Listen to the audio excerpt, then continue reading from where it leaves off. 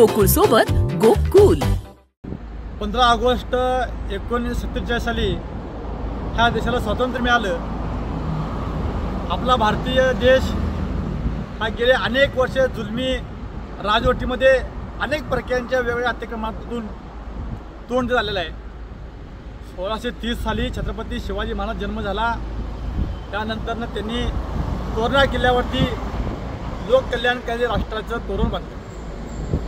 ह्या देशाची ओळख श्रीमंत छत्रपती शिवाजी महाराज म्हणून संपूर्ण विश्वामध्ये एक आदर्श व्यक्तिमत्व म्हणून घडून गेलेलं आहे। आज ह्या देशामध्ये सगळ्या जाती धर्माचे लोक राहतात।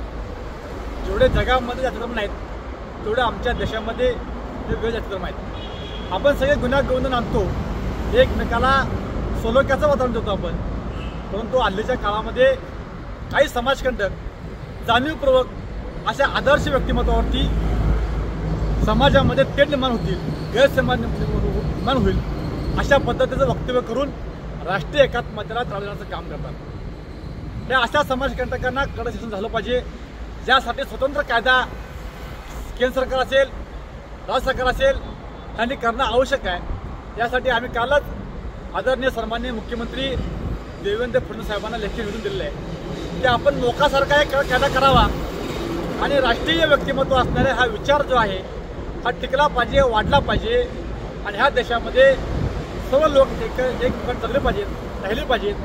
यासाठी अशा समाजकंटकांना कठोर कायदाच्या माध्यमातून शिक्षा कडक झाली पाहिजे, त्यासाठी कायदा करावा असं आम्ही त्यांना काल लेखी दिलेलं आहे। दुसरी गोष्ट म्हणजे श्रीमंत छत्रपती शिवाजी महाराजांच्या लोककल्याणकारी रायगड किल्ल्यावरती एका वाघ्या कुत्र्याची काल्पनिक विषय मांडून त्या ठिकाणी प्रतीक उभा केलेला आहे। त्याला कुठलाही ऐतिहासिक ठोस पुरावा नसल्यामुळं तो कुत्र्याची कसल्याही परिस्थितीमध्ये तुम्ही प्रतिकृती काढून टाका, अन्यथा आम्ही शिवप्रेमी ती वाघ कुत्र्या प्रतिकृती फोडून टाकू आणि लोकभावना हा जपण्याचा प्रयत्न आम्ही करूया।